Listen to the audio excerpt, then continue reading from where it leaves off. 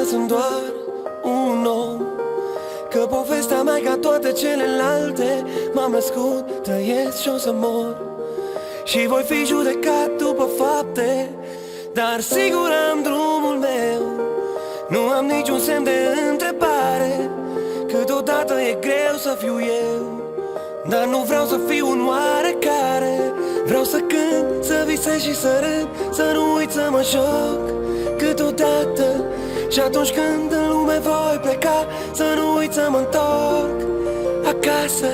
Vreau să cânt, să visez și să râd, să nu uit să mă joc câteodată.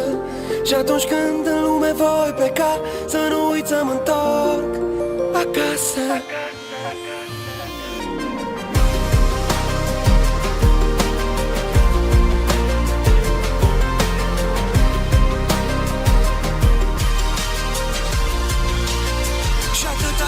Mai respir, vreau să rămân copil, vreau să mă bucur de viață, că nu se știe când mai vin.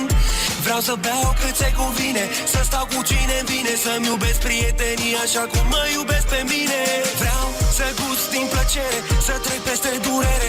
Știi că viața oferă doar celui care cere, celui care cere. Și-mi vine câteodată să plec.